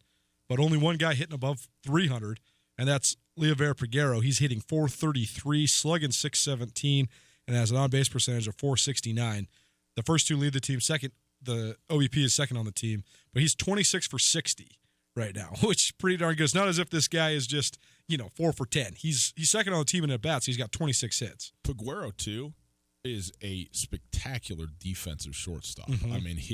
His range, his reaction, and his anticipation has been outstanding. And I've seen him make great plays going in both directions, ranging even into the outfield to make plays and stuff like that. So he can go either way and throwing across his body. It's probably the most awkward throw that's consistently made in baseball is a hard hit ball up the middle that the shortstop gets, and as they're heading basically to right field, if you're a right-handed thrower of the baseball, to twist your body basically 180 degrees so that you can whip your arm around as you're running sort of opposite the way you want to throw it and put it, in the range at the first. You don't have to put it on a dime. These first base, how good are these first basemen at just catching short hops, coming in red hot and all that stuff? They're great at that, but he can do all of those things, and it's fun to watch. And this is one thing I do like about Rookie A baseball is because on the one hand you see flashes of true big league skill, and then on the other hand you see inconsistency, which makes a 5-run game not over It makes it very interesting. Who knows what can happen? And very often you see, double-digit runs scored and stuff like that. And so you get a lot of action, a lot of activity. Sometimes it goes against your team. Sometimes it goes for your team. But I think they're always really entertaining. So, be with you. We'll go check this thing out tonight. It's going to be interesting for Peguero because he's sort of in a logjam in the Arizona Diamondbacks organization at shortstop. Just from judging guys that have come through already. I mean, Sergio Santos from 2 years ago, he was number 4 overall pick in the entire draft, and he was in Missoula for 2 weeks before he got moved up. And then last year, they had a couple late additions to the roster who were both high school draftees, Alec Thomas and Blaze Alexander, who you and I both watched them. They popped right away. You're like, bam, that's what potential major league talent looks like. I mean, they're nasty good for being 18 years old. And they split time at shortstop last year. But Alec Thomas has exploded through the ranks, and now he's considered one of the top prospects in all of baseball. He will be either a guy who is fast-tracked to the big leagues or a guy that's floated in a lot of trades because he's going to be a coveted prospect. He's only 19 years old, but he made the AAA Futures All-Star Game, which will take place over the weekend. And that's a prestigious deal. I mean, when you're in that thing, especially when you're only 19 years old, you are among the top young players in all of baseball, even if you're not quite to the show yet. So it'll be interesting to see if Peguero can get past some of those guys that are ahead of him. But Diamondbacks doing a really good job of scouting and developing shortstop prospects right now. No doubt. It is Tutel Nuanez, 102.9 ESPN Radio. All right, Coulter. It's July the 3rd, which means tomorrow is the 4th. Independence Day. Good math. In the great United States of America. And I got the 4th of July 3rd in my favorite national holidays ranking list. But I do like the 4th of July. And I'm wondering what you like, what you don't like about the 4th of July. What's your favorite thing? What's your least favorite thing about the 4th? And then also I'm just going to admonish the people out there about, taking it easy, savoring the moment, because you don't know how long you're going to have things for. So I'm going to get into that here in a moment. But you go ahead, tell me, give me your 4th of July sort of Nuanez perspective. Well, it just depends on if and when you invite me up to the cabin. First of all, you've been. You want to know something? I'm not even invited to the cabin. We should just crash the party. Yes, go up there. We'll just say, hey, I know we don't know you, but we live here. Who's up there? No idea. Okay, well, let's go. Okay. I love the 4th of July. Okay. I think it's probably my favorite holiday. Really? Yeah. Over Christmas? Oh, I hate Christmas. Thanksgiving. I don't want to be that guy, but I just don't like Christmas. Well, you are that guy. It's too far down the rabbit hole, man. It's just don't do it. There's this bad, some bad personal memories associated with it. It was never a comfortable thing in my family, just because of my dad's background, and I like the ritual of Christmas. I like the meaning of Christmas. I really enjoy going to church on Christmas. I just don't like the whole. I would rather just get socks and underwear from my mom 4 times a year instead of just at Christmas. Well, yeah, I mean, then you get it 3 more times. Well, right, and then you can just spread it out, and when you need it, and it's not this pressure, and it's not, it's just weird. I like Christmas. I like Thanksgiving, but I like the summer holidays, man. Memorial Day, Labor Day, and 4th of July. I mean, the older you get, the more you appreciate things, and the older I get, the more I realize that. I mean, I'm a hardcore skier. But I worry about myself skiing more now as I get older because, just really sending it and wrecking it, it's not that good when you're in your 30s, let alone when you're 40s. You just got to send it. But, I'm not going and dropping the Rosebud Cliffs up at Snowball anymore. I can't do that anymore. Mm-hmm. I mean, I could. It's just a very high-risk thing. It's just a bad idea. It's just a bad idea. And, I mean, if I was calling in here and saying, hey. You can still ski, though. Oh, no, totally. What I'm getting at is that the more and more older I get, the more I realize that I want to live in Montana for the summers more than anything else. The summers here are spectacular. I love the seasonal variability. I love the fall because of football and the pageantry that goes along with it. But the summer is where it's at for me, even despite the fact that I'm sort of opposed to super hot weather. I love the summer in Montana. I've really actually grown to like a lot of the different elements of it that I used to not like when I was young. I really love hiking now. I love just living downtown and walking by the river and just enjoying what Missoula and what Montana has to offer. And so just the bookended Memorial Day and Labor Day with 4th of July in the middle, those are probably my 3, but I think 4th of July is my favorite. The other thing that I love about 4th of July is that my old man worked in the underground mines for years and years and years. He had an explosive license in multiple different states, at least Oregon, Idaho, Nevada, and Alaska. See, now we're getting down to it. Don't tell me about the lakes and the rivers. Tell me about I mean, this is sort of irresponsible, but my uncle Danny and my dad could make big. I mean, you cannot even imagine the size of the bombs that these guys can make. And so, going out to my Uncle Danny's property, which, he's got a big plot of land outside Coeur d'Alene and making bombs that are so, and this is so irresponsible. I'm not condoning this for anybody except for people that have explosive licenses. But when the thing blows up so big, so loud that it knocks you off your chair when you're 200 yards away, that is as hard as you can laugh. That's as hard as you can laugh.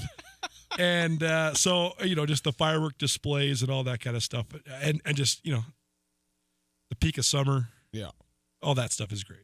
I got 4th of July 3rd because I am a big Christmas guy and a big Thanksgiving guy, as you know. But I do love having a holiday right in the middle of the summer. I love being in Montana in the summer as well. And it gives you there's plenty of things to do. I am often up and around Flathead on this holiday, though I won't be this year. But there is the going in and watching the fireworks up and over the bridge there, the south end of the lake and so forth. That has been fun, and I'll look forward to fireworks this year as well wherever we go. I don't do a lot of fireworks myself. I haven't had the money or the desire to sit there and go, hey, I'm going to drop, $500 and spend 3 hours lighting, punks and. Are you a pyro? It's hard to know. Is anybody not a pyro? Some people are like pyromaniacs. Well, no, I mean, I guess I'm not. When you were a kid, you weren't getting in trouble with fire? No, that was my dad's deal. When he was a kid, he had a number of incidents that went well beyond the bounds of where they should have gone with fire.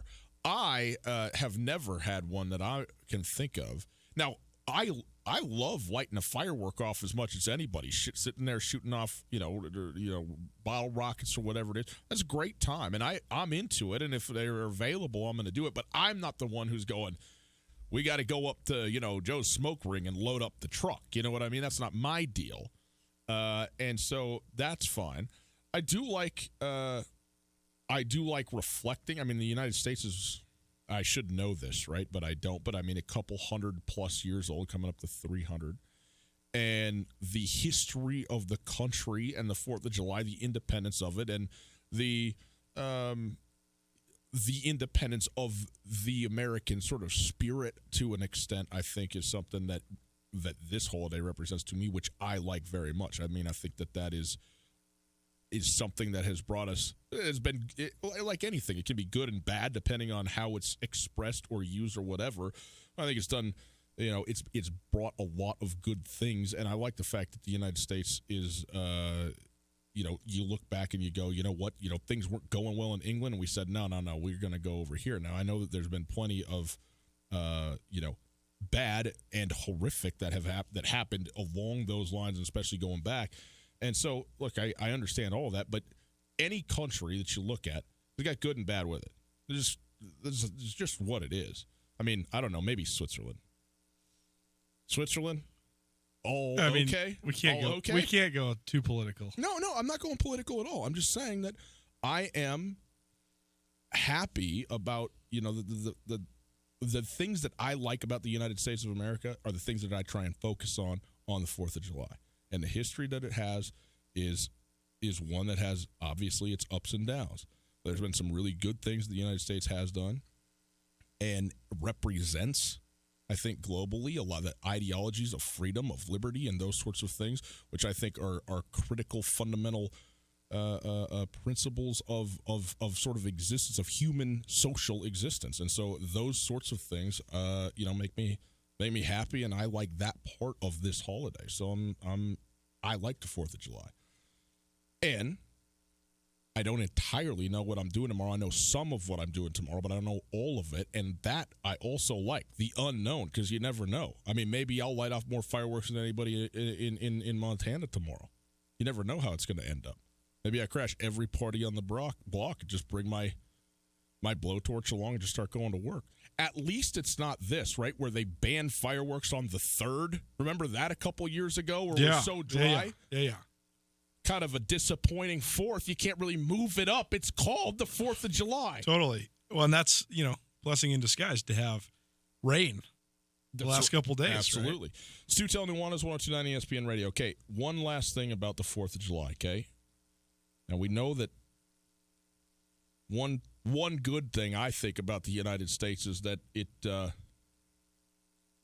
you don't have to have much of a reason to have a good party. In fact, all you really need is a text. But the 4th of July certainly is one of those times and places where folks could get together and enjoy themselves throughout the course of a warm summer afternoon and evening. Which makes what I'm about to tell you a very sad story indeed. A Jim Beam warehouse in Kentucky, housing and aging, count them up, 45,000 barrels of bourbon, caught fire, suspected by lightning, and has burned. 45,000 barrels gone. Firefighters from 4 counties have responded to the blaze. It's not even the size of the fire, it's the importance of the fire. Everybody around is like, no, can't happen. Bring in everybody. They're flying in, firefighting, slurry bombers to come and put this thing out. Just save 2 barrels, whatever you got to do, find a way. Anyhow, the worry, turns out, is that first of all, the bourbon is a total loss. It's gone. But the other issue they said is that, and this is the company in a statement said, I think this is one of the state representatives. The longer it burns, the more the distilled spirits will burn with it. So when they go to put it out, there will be less content because they're kind of letting this thing burn a little bit right now in order to burn off some of the alcohol so it doesn't seep down into the water supply. So it says the longer it burns, the more distilled spirits will burn with it. So they will go to put it out, and there will be less contaminated runoff in the drinking water tributary. And I'm sitting here going, what's the issue? Let it seep in there as much as you can get. Put it out, let it go in there, and then just let me go to my kitchen sink. Save me some money on the 4th of July. Love it. Don't let it burn. Anyway, it's a big concern. If you out there and you imbibe and you enjoy, a toddy or 2 on the 4th, just drink it slow, drink it responsible. You got plenty of time. You don't need to be crazy about it. And remember that this stuff, it takes time to get to you, takes time to build and to age.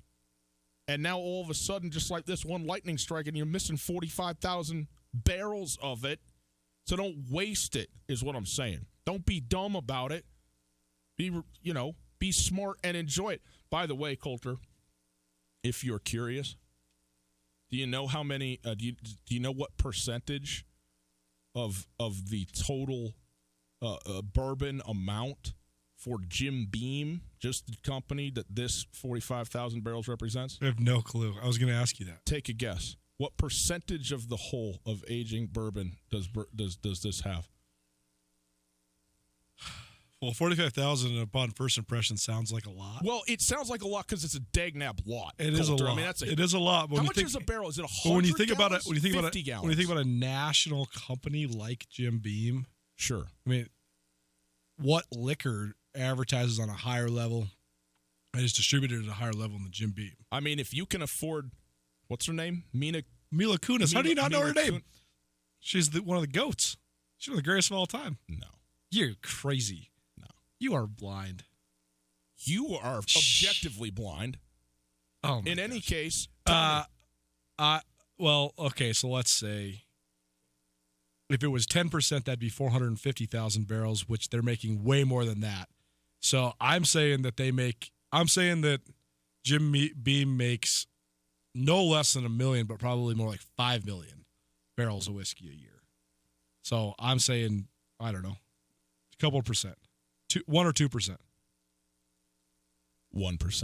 Nice. Very well done, Colton Nuanez. 1%. Spokesperson for the company said, given the age of the lost whiskey, this fire will not impact the availability of Jim Beam for consumers. The relief comes at the end. So you build them up to climax. You think that everybody's in distress, everybody's worried, something, and then, no, it's going to be fine. It'll be there for you. Okay. 4th of July. What a deal. 329-1899. Coulter had a bunch of questions off the top about villains. He's got more questions about basketball for Wing It Wednesday. 329-1899. 329-1899. Give us a call to do a couple of trivia questions. Get yourself a basket of wings to the Desperado Sports Tavern. What a way to go into the 4th of July weekend. We'll do it next. Canyon River Golf Club is a must for any golfer in western Montana. Tucked away in a spectacular setting along the Clark Fork River in East Missoula, Canyon River offers one of Montana's best championship golf experiences. And Canyon River is happy to announce their new fleet of golf carts, which include the Shark Experience, an interactive GPS giving dynamic distances and touchscreen interaction to help you play your best. Plus, with Bluetooth, radio, and surround sound, you can enjoy yourself between holes too. Book online at CanyonRiverGolfClub.com. Missoula's best golf, Canyon River.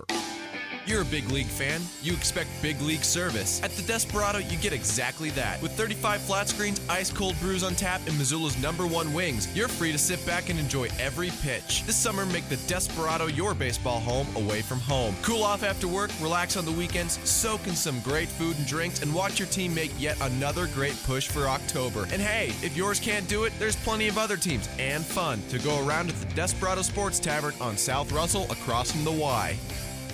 Hey folks, it's 4th of July week and Selway Armory is celebrating with special deals and sales all week long. Selway Armory at 2825 Stockyard Road, Unit E6 off North Reserve has the biggest selection, best expertise, and yes, also the lowest prices on firearms and accessories anywhere.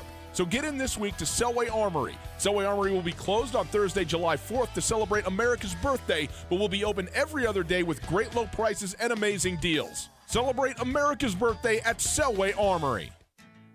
Hey folks, Ryan Tutel here, and I'm with Josh from the Advocates Injury Attorneys. Josh, if our listeners have been injured in an accident, how can you help? We're here to help you after a car accident by negotiating with insurance companies, recovering lost wages if you have any, and even getting you into a rental car if you need one. Call us today for a free consultation, and we'll get started helping you right away. If you need help, get a hold of the Advocates. Call Josh at 640-4444 or online at montanaadvocates.com.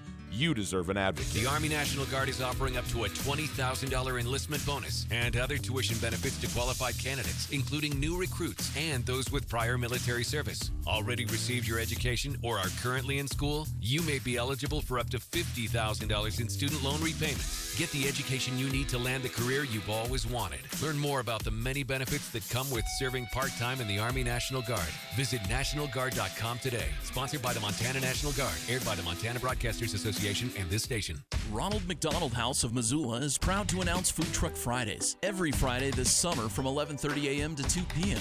Stop by the Ronald McDonald House for lunch from a rotating selection of Missoula's favorite food trucks, including Sonny's Original Cheesesteaks, Big Sky Grub Truck, Bistro Street Food, River City Eats, and more. A percentage of all proceeds go to Ronald McDonald House and ultimately to helping children and families in times of need. Food Truck Fridays at Ronald McDonald House, 3003 Fort Missoula Road. ESPN Missoula Sports Center. Good afternoon. Ryan Tutel, Colton Nuanez, 102.9 ESPN Sports Center. Playing against one of the hottest teams in baseball, the Missoula Osprey pulled out a 2-1 win over the Idaho Falls Chuckers on Tuesday night in Missoula in a game that finished less than an hour before a fierce thunder and lightning storm hit the Garden City. Cesar Garcia and Leover Peguero scored Missoula's two runs, not home runs, to hand the Chuckers just their second loss of the season. The O's take on Idaho Falls tonight, last of a 3-game set. They are 6 games back of Idaho Falls. The Osprey are. They're 8-9 so far this season. That game tonight, 6:35, right here, ESPN Missoula, as well as statewide SWX Television. Still a bunch of tickets available as well, so go check out the Osprey website. And you can get into the all-you-can-eat section. That's where you're going to be. Hello. The Big Sky Conference announced Tuesday that the channel lineup on Pluto Television will be changing for the upcoming 2019-2020 season. Pluto, the TV platform, has grown quite a bit, and the Big Sky channels are now moving from the 200 block to the 500 block. The Big Sky's two main channels will now be available on 530 and 531. Montana is now channel 537. Montana State is 538. It's known in the business as the suburbs. They're out there in the suburbs. Finally, former Montana State standout Kelvin Blevins. He's headed to the Portland Trail Blazers Summer League team. He's the cousin of superstar Damian Lillard.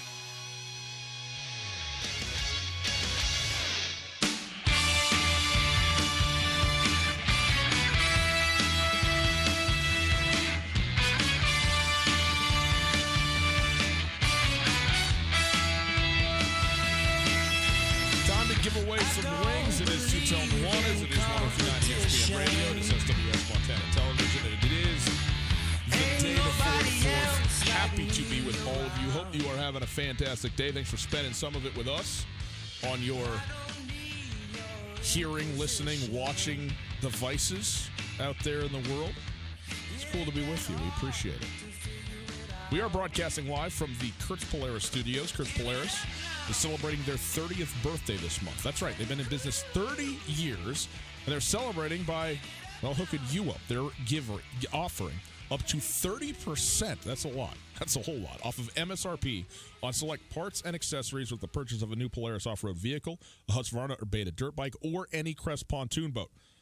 Some restrictions apply. See Kurtz for details. Get to Kurtz in Missoula and Sealy all month long for Kurt's 30-year anniversary sale. It is time for a Wing It Wednesday, and for it we go to the phones, the Regich Brothers RV phone line, and we welcome in Russ to the show. Russ, how are you? I'm good. How's it going? Doing excellent, Russ. You pumped up about the holiday? Do you have the day off tomorrow, for crying out loud? No. We only get 2 days off at the garbage company, and tomorrow's not one. Tomorrow's not. Here's the thing. There's certain industries that the 4th of July is not only not a holiday, it's like it's go time, and that's got to be one of them. And so thank you for being out there, because my goodness, do we ever need it, for sure. So we appreciate you and the hard work that you're going to do, all right? Got you covered. Now, let us get you covered with some wings. Here's the deal. We got 3 questions for you. You get 2 of them right, you got yourself a basket of wings to the Desperado Sports Tavern. You get all 3, you're going to get a shirt to go along with it if you need help. I am your lifeline on this deal, okay? Okay. Boy, some chicken wings would really hit the spot. Tummy likey. Tummy want wingy. All right, Russ, here we go. Question number 1. Coulter, let her rip. What do we got? All right, Russ, number 1. Last season in the NBA, there were 22 games of 50 points or more by an individual. 3 of the last 4 50-point games of last NBA season were by members of the Phoenix Suns. Give me one of the 2 Phoenix Suns that scored 50 points in a single game last season. Devin Booker. Gotta be. There's one. Gotta be. That's it, right? He's got it. Just one? All I needed was one. You said it. You said it. Yeah. I just needed 1 out of 2. Who was the other one, Coulter? Who do you know? Well, I don't think it's DeAndre Ayton. The last 50-point game of the regular season, Jamal Crawford. Oh, Jamal, because he did it against the Dallas Mavericks in the Swan song, right, of Dirk Nowitzki. Isn't that when it happened? Anyway, I got to look back up. But Jamal Crawford going for 50. Old man River, the NBA. That's right. All right, that's great. You got 1 for 1. You got 2 left. You got 1 lifeline. What Detroit Pistons power forward had the first 50-point game of the NBA season? Lifeline. We're lifelining that. Okay. I don't know any of the Piston guys. Okay. I would say Blake Griffin, probably. I mean, if you're talking about power forwards in Detroit, that's who I'm thinking of. I mean, I don't think Andre Drummond is going for 50. I could be wrong, but, I mean, I would go with Blake Griffin on that one with, I don't know, something like 70% credence, something like that. I'm good with that. Blake Griffin is the answer. Yeah, there we go. That's Blake Griffin, that's wings in the bag, buddy. Wings in the bag. So you got no lifeline, but you got a chance for the shirt. Number 3, what former Charlotte Hornets guard was the only player other than James Harden to score 60 points in a game last season?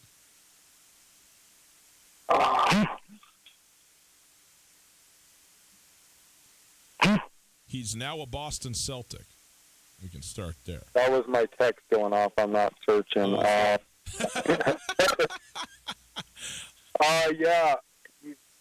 God, I just heard his name the other day. His last name Ward? Oh. Pass, I don't have it. I don't know this one. It's okay. If his first name was Johnny, would you know his last name? Since we've been talking about bourbon and spirits and so forth. Is that too weird to ask? That's a weird hit. Is that Johnny Walker? We don't do it. Hey, here's the deal, Russ. You got yourself the wings, for crying out loud. That's what you came to the game to get, and plus you're a very popular guy. I mean, you're blowing up left and right here, so that's fantastic too. Give your information to Reese in the back, my man. We're going to get you the wings for the Desperado. All right? Thanks, guys. You got it. You know, I'm trying to help my guy out. And then I just realized, like, as I'm trying to get him to Walker, and it's just not really there for him. Kemba Walker. Yeah, the correct answer. Kemba Walker's the correct answer. Okay, very good. You wanted you wanted to talk about. Well, let's do it. Let's take a break. We'll take a break, and we'll do a riveting segment on television channels next. Canyon River Golf Club is a must for any golfer in western Montana. Tucked away in a spectacular setting along the Clark Fork River in East Missoula, Canyon River offers one of Montana's best championship golf experiences. And Canyon River is happy to announce their new fleet of golf carts, which include the Shark Experience, an interactive GPS giving dynamic distances and touchscreen interaction to help you play your best. Plus, with Bluetooth, radio, and surround sound, you can enjoy yourself between holes too. Book online at CanyonRiverGolfClub.com. Missoula's best golf, Canyon River. No matter how far you may go, there's always one just down the road. Town Pump, who pump it up, pump it up. Don't think you have time for lunch? Town Pump has your back right down the road. Burritos in the deli are 2 for $2.22. Wash it down with your favorite fountain-sized drink, any size, for just $1. Pick up lunch or a snack on your way to summer adventure at Town Pump. Town Pump, right down the road, pump it up. This is Mike Nugent with Berkshire Hathaway Home Services. Berkshire Hathaway provides Western Montana with full-time real estate professionals for you whenever you need us. Our reputation as the state's most knowledgeable and available real estate group has helped build unmatched trust in the Garden City and statewide. If you have been thinking of making a real estate move in the short or long term, give me a call. No pressure, no expectations. Just professional opinions and service at whatever pace you are comfortable with. Give me, Mike Nugent, a call today, 531-1802. And remember, every question is good to ask. When you need a bank to help ramp up your savings strategy, look to your local bank, Opportunity Bank of Montana. Build confidence in your financial future when you create a rainy day cushion or take care of the nest egg you already have. Opportunity Bank offers options from basic savings to money market accounts and certificates with competitive rates. There's nothing like the feeling of progress, so let's get started today. Come see us at Opportunity Bank of Montana. OpportunityBank.com. Member FDIC. Take summer by storm with a new Polaris off-road vehicle. During the summer sales event, rebates go as high as $2,000 and financing is as low as 3.99%. Live your life wide open in a high-performance RZR. Tackle anything from mountains to mud holes on our legendary Sportsman ATV. Get more done with a hard-working Ranger or take on any task or trail in a versatile Polaris General. Whatever you're looking for, now is the time to take your pick from the off-road's best-selling lineup. See Polaris.com or your Polaris dealer for rebates up to $2,000 and financing as low as 3.99%. 3.99% APR for 36 months during the Polaris Summer Sales Event at Kurtz Polaris, 2904 West Broadway in Missoula and Highway 83 in Sealy. July is Kurtz Polaris' 30th birthday, and they are celebrating with unprecedented savings on select parts and accessories with the purchase of a new Polaris off-road vehicle, Beta or Husqvarna dirt bike, or any of their new line of Crest pontoon boats. Go to Kurtz Polaris for details. Offers valid in U.S. through 7/23/19 on new 2015 to 2019 vehicles. Subject to credit approval. Offers vary by model. See dealer for details. Always wear a helmet. Never drink and ride. Tutel and Nuanez on 102.9 ESPN Radio for Missoula. Now they always say congratulations. Work so hard, forgot how to vacation. They ain't never had the dedication. People hate and say we changing, look, we made it. Yeah, we made it. They was never friendly. Yeah. To Now I'm another jumping 4th out of of July, bed. at least almost. And I know I sound dramatic. I consider it the 4th of July in terms of celebrating the event, the Independence Day and all that, right now. It is Tutel Nuanez. It is 102.9 ESPN Radio, SWX Montana television as well. YouTube, if you want to find us there, online, through the stream, thanks to Opportunity Bank, your local bank, your opportunity. If you missed anything in the show, check it out on the podcast. The podcast available on the TuneIn Radio app and on iTunes and on Spotify or wherever you get your podcasts. The podcast is there thanks to the Wingate by Wyndham Hotels. And we are broadcasting live from the Kurtz Polaris Studios. July is Kurtz Polaris' 30th birthday. That's right, 30 years they've been in business, and they're celebrating by offering up to 30%, really 30% off MSRP on select parts and accessories with the purchase of any new Polaris off-road vehicle, Husqvarna and Beta dirt bikes, or any Crest pontoon boat. Some restrictions apply. See Kurtz for details. Get to Kurtz Polaris in Missoula and Sealy all month for Kurtz Polaris' 30th anniversary sale. Coulter, as we wrap things up here, you said this was a significant piece of news. I am not so sure, so I would like you to explain to me why. The migration of the Pluto television channels that are dedicated to the Big Sky Conference have left the 200 block and gone up to the 500 block on Pluto TV. I think if people don't know what Pluto TV is, like they know that you can go online maybe and watch Pluto TV and so forth. They're like, this seems like such a, I don't know, like the 12th, thing that you could find to put your TV on. But here's what people need to understand. If you've purchased a television in the last 3 years, Pluto TV exists on your television. It's just there as a feature of it.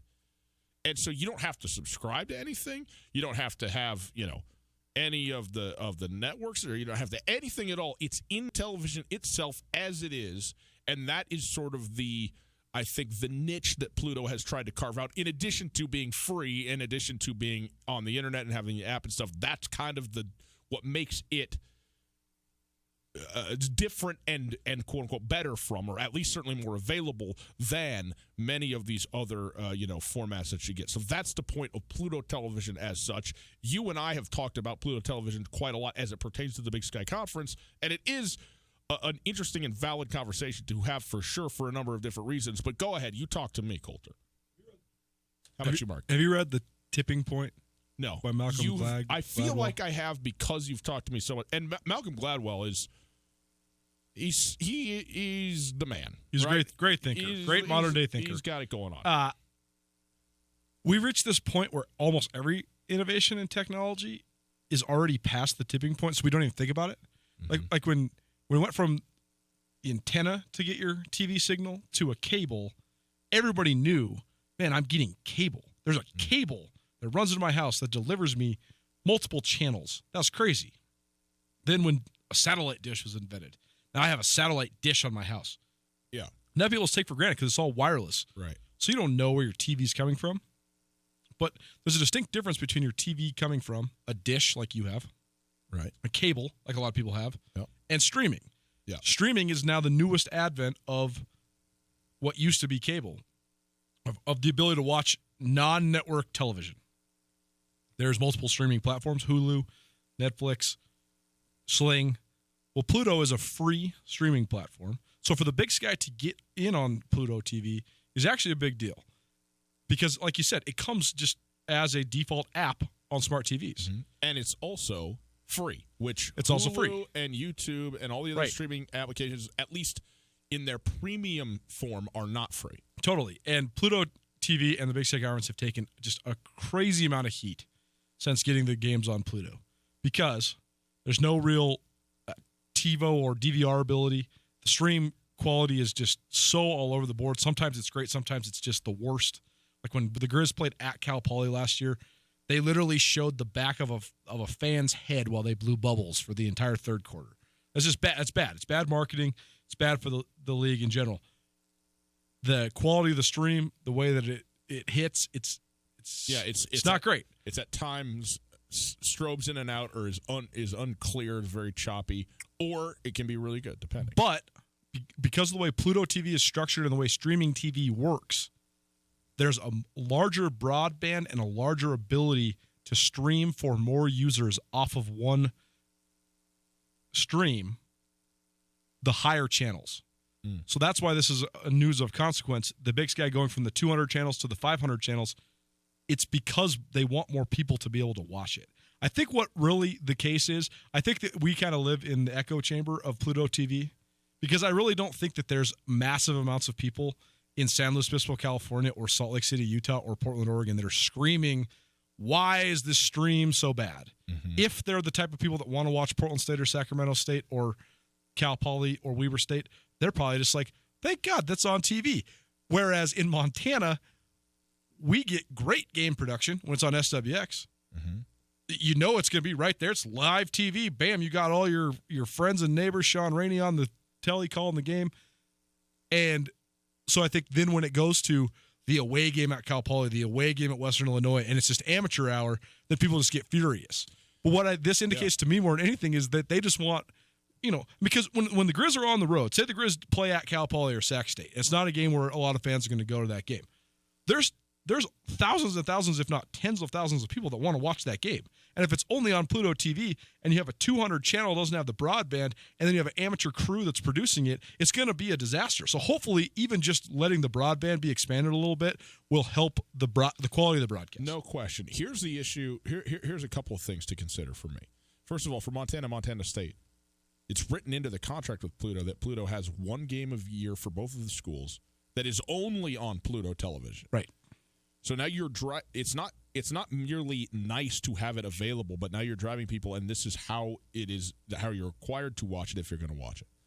So if that's going to happen, then it has to be available to a large number of people, which it is in one form or another, but it also has to be of a certain quality that it sometimes has been and sometimes has not been. The other thing, though, I think is the perception of it. The presumption is that, well, because it's not in Missoula or in Bozeman, that it's and because the production value at times has been bad, that having it on a stream is a very second-rate, if not third-rate option to having it on your actual normal television, whether that is a satellite or cable provider or even just over-the-air television. Because that is considered to be sort of the premium way to watch. And I think a lot of people still deal with the fact that, look, the fact of the matter is HD television through, proper, subscriber TV, both in terms of the quality of it and the size of it when you put it on your actual television, is generally better than the stream. But guess what? Any YouTube video now that you want is equal to any HD broadcast that you're going to get on a television. So it's more when the stream is running. But the point is, like you said, streaming is actually the next progression beyond subscription television. And that is why subscription television has taken a big hit, in the last 5 years, losing tens to hundreds of thousands of subscribers quarterly, because people are like, well, I don't need all of this. I only watch 7% of the channels that I actually have. Why would I pay for these channels? I can get it much cheaper, whatever. And also the next generation just is maybe more savvy about it. I mean, I was talking to a guy yesterday about how he gets his television, and he's got some miraculous things worked out on how he could get TV for a very small amount of money that gets him everything that he wants to get and then some. And so there are all these different ways of navigation, and it's also the proliferation of the platforms, from Pluto to Hulu to YouTube to any one of these many, and we don't even know how many, internet places that are like, we're going to deliver this to the people in this way. And so right now it's kind of the Wild West, but I think ultimately you do need to be in a streaming platform of some sort. And for now, I think Pluto has a lot of work to do, but I also think that they have gotten themselves into some places that, have proven that they are a viable option amongst these. And again, you don't have to pay for it, which is, I think a lot of people care about, although I know there's a lot of people who's like, I would love to pay for it if I didn't have to look at a bubble-blowing fan for 15 minutes of this football game. No doubt. So you got to get it right. I mean, you have to get it right. But that has nothing to do with Pluto. That has to do with the production team that's there, which is Pluto's, but it's not the streaming service itself. It is the team that's actually putting on the telecast. They have to be good, too. And you know what? The more places and videos and live streaming things that there are, start to dilute the talent pool a little bit, and that includes from broadcasters to the general managers, the production people, and the camera people. I mean, for crying out loud, Colter, you and I got a state television show. Clearly, there is a dearth of talent out there in the world that would allow us these seats, I don't know about that. The week almost over. Tease for next week. Couple different things. You got Jim O'Day, athletic director for University of Montana. It'll be our ESPN Roundtable. Just former University of Montana athletic director. Our ESPN Roundtable next week. Might have to replay a couple of the other ones from throughout the year so far, because we've had some really good ones, including some really cool former Grizz and Bobcat guys. I thought some of our former Bobcat ones with Mike Person and JP Flynn, those are great. So maybe we'll replay some of those to keep your summer fresh too. But also spent my morning working on my all Big Sky preseason teams, which I love doing that stuff. And can't wait to roll that out on the show next week leading up to the Big Sky kickoff. Also, stay tuned. We'll have remote dates for you guys. We're going to be broadcasting from Spokane from the Big Sky kickoff July 15th. And then we have remotes 8 weeks in a row as we give away tickets to the Grizz at Oregon game. Yeah, next week we're going to lay this all out for you because we're excited about this whole thing that's coming up. So listen to ESPN, listen to those promos, and go hit up those bars over the weekend. There's registration boxes at 9 different places around Missoula. I won't bore you with the names right now, but go hit up those bars. Boys and girls, have a great weekend. Coulter and I are out tomorrow and Friday. We'll be back with you Monday. Enjoy Osprey baseball. Happy 4th of July. At the Montana Club, our goal is to create a menu of mouth-watering food with variety to satisfy any craving. From the garden-fresh ingredients in our salad